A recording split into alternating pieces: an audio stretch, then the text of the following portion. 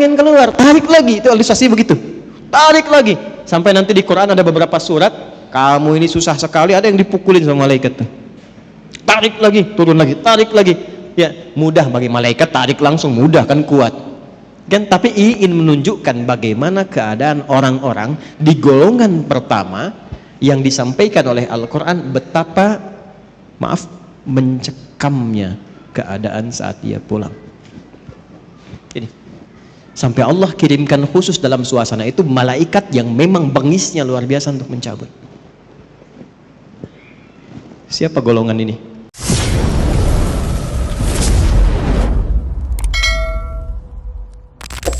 Malaikat maut punya dua sifat.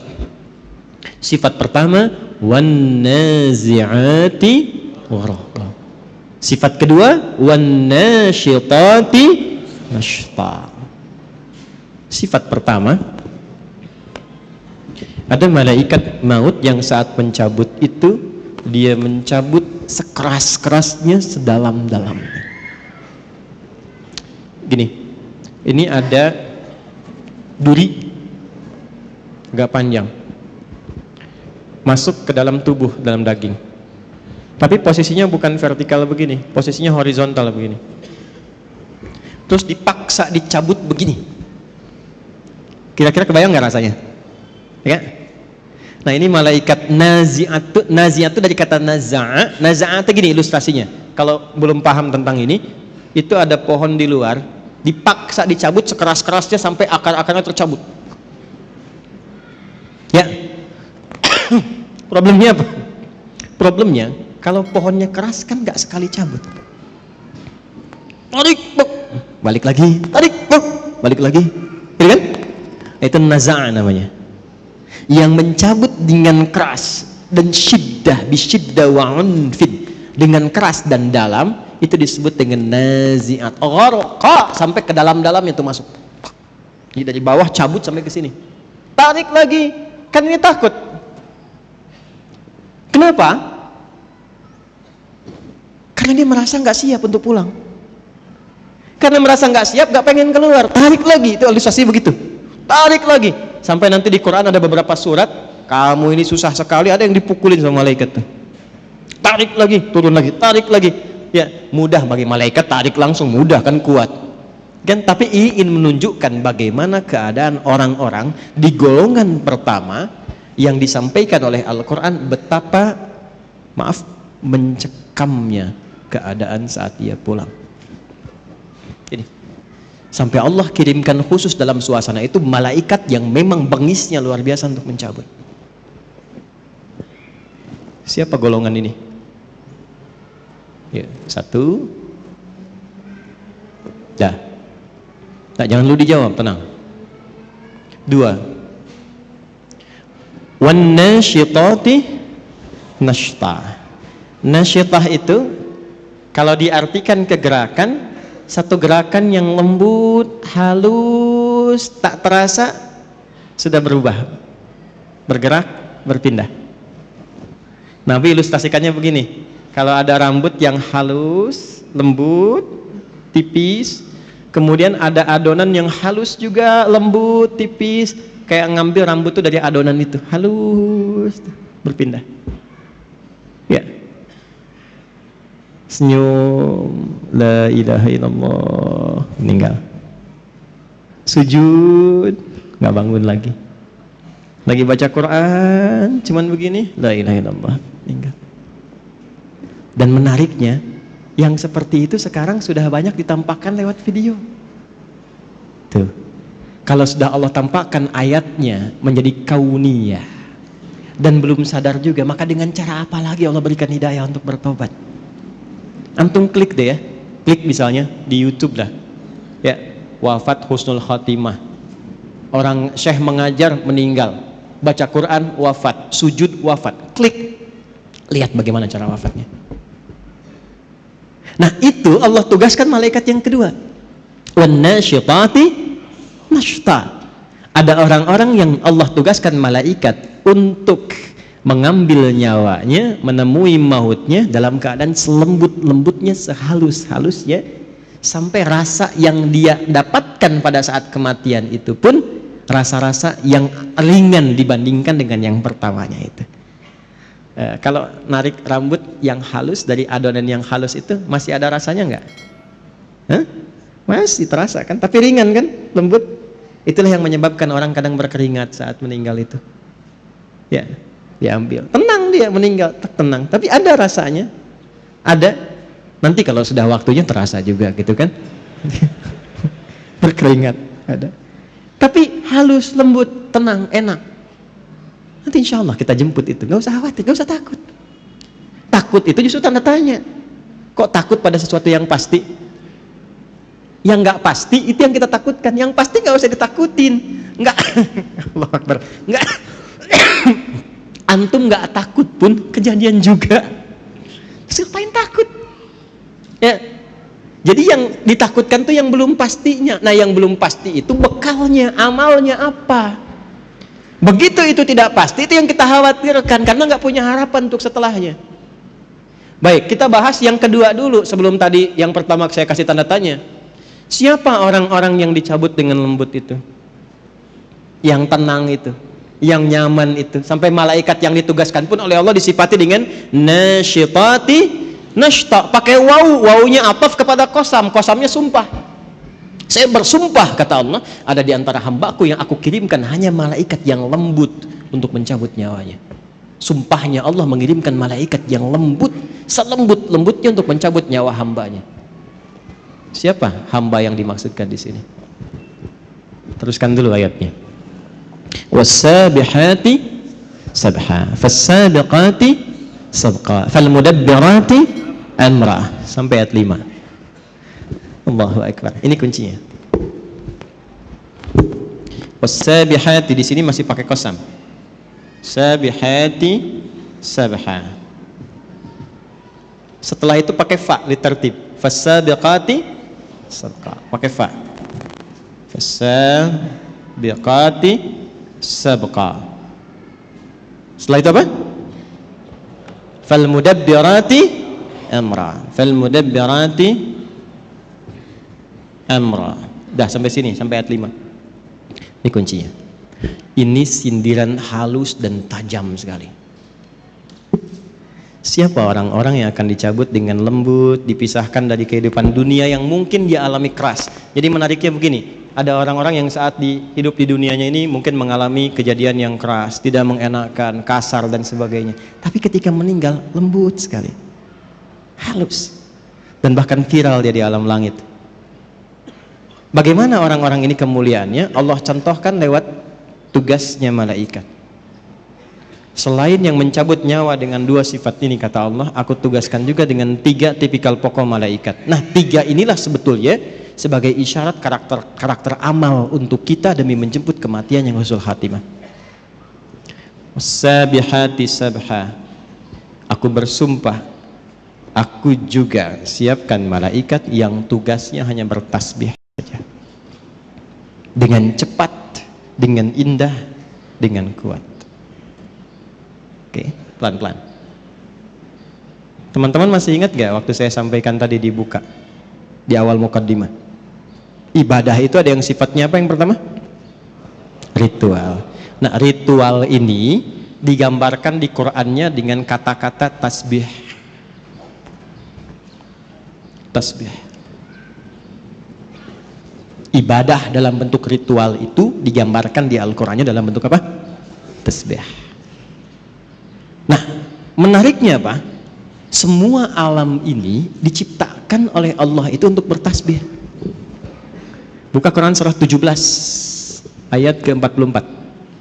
Quran surah 17 Al-Isra ayat 44. Dan tempatnya pun di surah ke-17 Al-Isra. 17 rakaat. Peristiwa Isra. Isra kan peristiwa yang didapatkan dari Isra dan Mi'raj itu kan sholat kan? Nah, sholat itu teman-teman sekalian itu gambaran tasbih untuk kita. Malaikat juga bertasbih.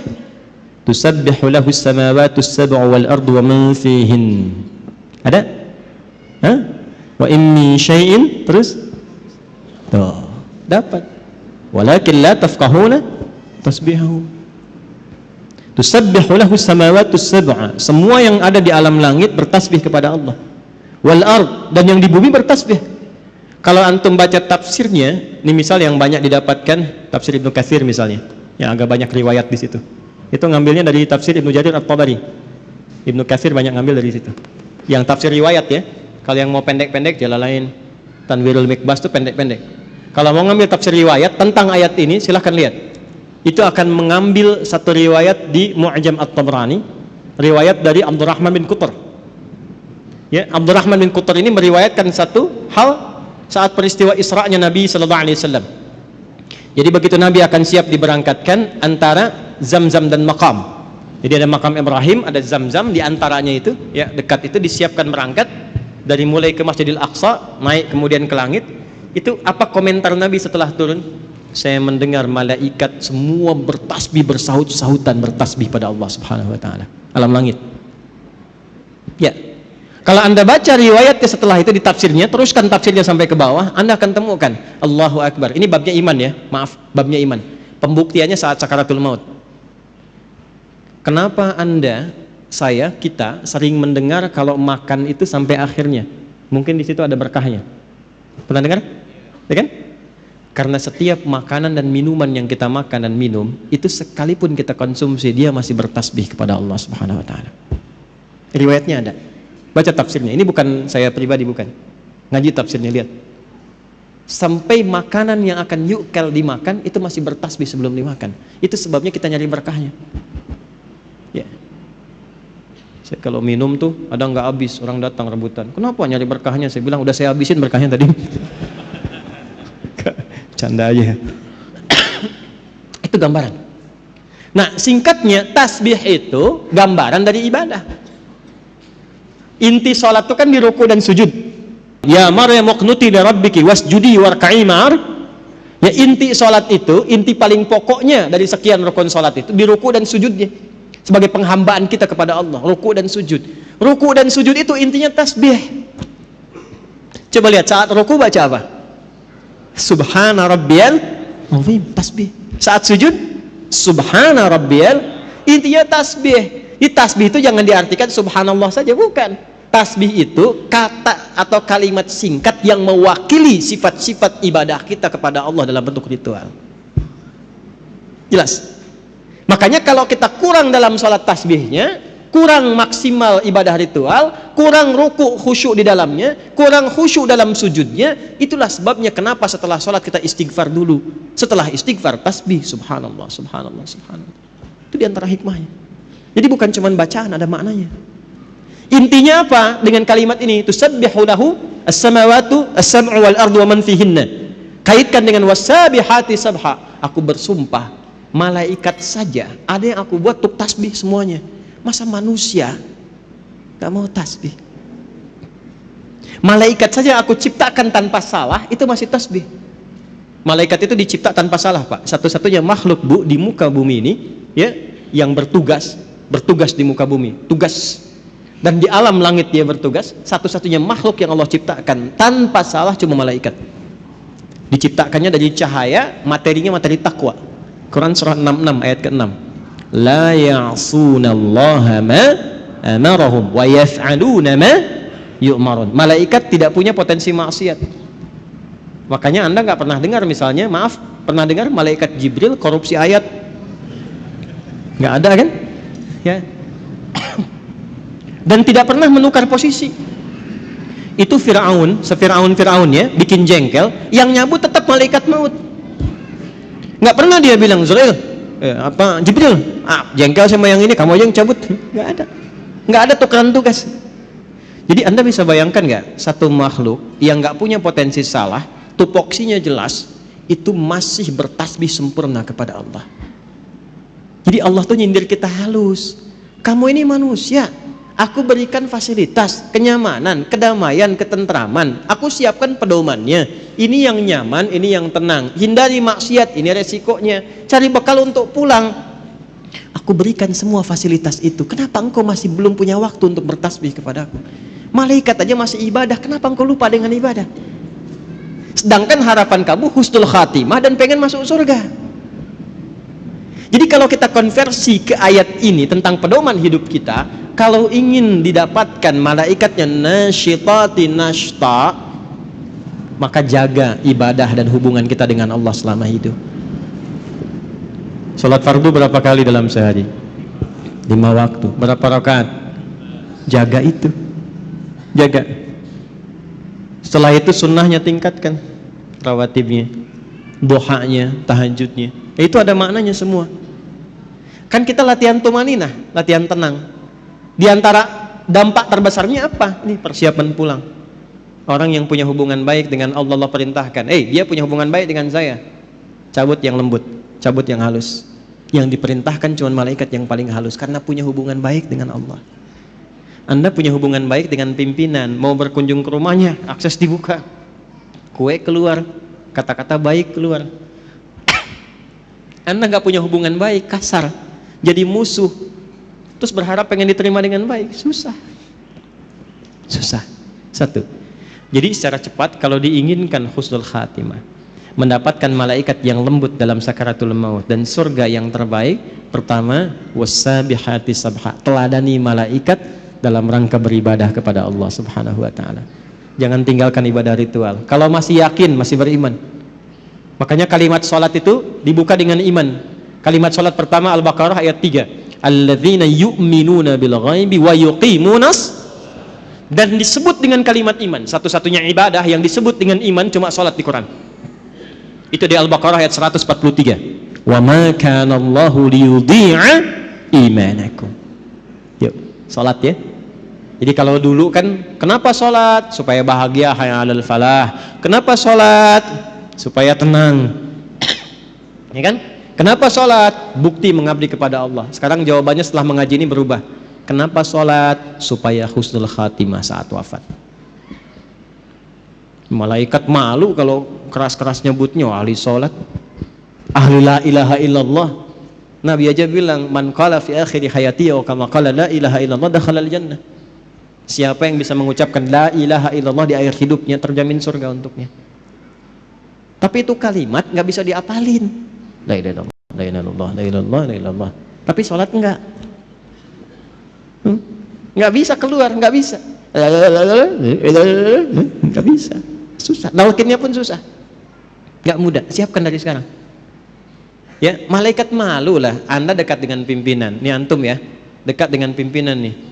Taruhlah Anda misalnya, ya nggak usah contoh yang aneh-aneh lah ya. Di kantor dengan pimpinan tuh, keluarganya bos, masuk kantor, ya kan? Tiba kemudian misalnya, maaf nih, ada aturan mesti lepas sepatu. Kira-kira security-nya kasar atau lembut kepada antum tuh? Sedangkan sepatu antum kotor, pas mesti dilepas. Kira-kira saat diminta untuk dilepas itu dia akan lembut atau kasar menyampaikannya? Pasti lembut, karena antum dekat dengan pimpinan, keluarganya. Antum bukan siapa-siapa, sekantor nggak ada yang kenal, orang asing nggak jelas, pakaian juga nggak jelas, datang ke situ kotor semua, terus maksa pengen masuk. Kira-kira security bagaimana? Kencang, Insya Allah kencang. Antum sholat dekat dengan Allah, la ilaha illallah tiap hari, ibadahnya luar biasa. Masa malaikat mau kencang-kencang nyebut nyawa antum? Umar bin Khattab, kenal? Aduh, udah mulai aneh nih ya. Ini kalau kita ngaji kitab-kitab hadis tuh dalam bab riwayat enak ngajinya. Optimis kita menjemput kematian, nggak takut dengan alam kubur. Dan ini ada yang mengatakan asbabnya malaikat maut tuh salah satunya jadi sedikit malaikat mungkar nakir agak sedikit humble itu gara-gara persoalan Umar. Datang, man rabbuka katanya. Nanti antum baca nih dalam riwayat hadis, man rabbuka. Umar tuh luar biasa. Gak usah kasar begitu katanya. Santai aja, bahasa kita ya, santai aja. Anda akan tahu, saya ini sahabatnya Rasulullah, kekasihnya kekasih Allah. Ya, masa Anda bertanya seperti itu katanya? Harus dibalikin tuh. Bisa nggak Anda begitu tuh? Man rabbuka, gitu kan? Masih nggak tahu kalau saya ini sering jamaah di Pondok Indah? Enggak, Ini cuma gambaran saja. Kadang-kadang ulama-ulama itu kalau mau guyon, itu ngambil-ngambil tuh seperti itu. Tapi memang teks-teks yang kita dapatkan itu yang Allah berikan kelembutan dalam setiap alam. Nyebutnya lembut. Logikanya begitu.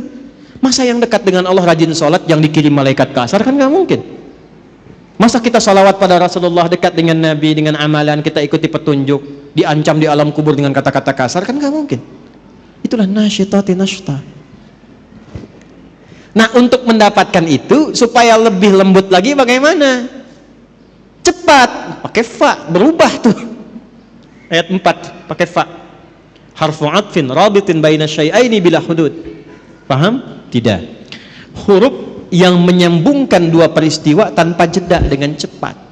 Jadi begitu yang ayat 3 itu tasbih, ibadah. Yang keempatnya pakai fa, cepat nih, jangan tunda. Apa yang dipercepat? Sabiqatis sabqa. Ada malaikat yang berlomba mencatat amalan. Ini yang dicatat itu siapa amalannya? Kan nggak mungkin malaikat catat amalan sendiri. Malaikat turun ke bumi catat amalannya sendiri, nggak mungkin. Ini tanda dari Allah. Ada malaikat yang lomba-lomba cepat-cepat. Ngapain cepat-cepat? Mencatat amal hamba. Siapa yang dicatat itu? Dalilnya mana untuk menegaskan ini? Al-Baqarah ayat 148. Ketemu kalimat sabaknya. Quran surah 2 ayat 148. Walikulli wijhatun huwa muwalliha. Sama dengan fa di sini, fa di sana. Fastabiqul khairat. Fastabiqul khairat. Tuh. Tuh. Kencengin tuh. Ini maksudnya. Kencengin, optimis kita. Di sini fasabiqatus sabqa, ya, fasabiqatis sabqa. Di sini fastabiqul khairat. Walikulli wijhatun huwa muwalliha. Setiap hamba yang ibadah itu pasti punya kecenderungan fokus pada ibadah tertentu. Contoh, ada yang senang tahajud, belum konsisten puasa sunnah. Tahajud rutin tiap malam, tapi Senin Kamis belum puasa. Ada yang puasa Senin Kamis tapi tahajud belum, ya kan? Ada yang sudah sholat puasa Daud, bahkan sholat Daud nggak ada. Ya, puasa Daud yang ada ya. Senin puasa, Selasa tidak, Rabu puasa, Kamis sholat Daud nggak ada. Subuh sholat, duhur tidak, asar sholat, maghrib, nah itu nggak ada. Ya. Ini sudah puasa Daud, tapi tilawah Quran belum.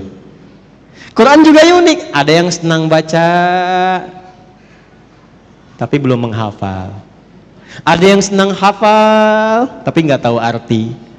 Ada yang senang kajian, ngaji artinya, tafsir, tapi juga baca belum optimal. Ada yang begitu. Nah sekarang maksudnya apa? Kita itu saat sebelum pulang siapkan amalan-amalan favorit yang kita pilih di dunia sebagai bekal andalan kita pulang. Itu apa? Supaya malaikat berlomba-lomba mencatat. Ayo kita berlomba-lomba. Dan ini dijamakkan, fastabiqul khairat. Semuanya baik kata Allah itu, tapi silahkan berlomba. Yang ini puasa Senin, ya kan? Antum belum sanggup puasa, saya mau konsisten dengan rawatib dulu. Ya. Saya belum sanggup menahan lapar, tapi saya bisa sanggup menahan lelah saya untuk mengerjakan rawatib. Ya udah, alihkan tenaga ke sini. Ya, jelas?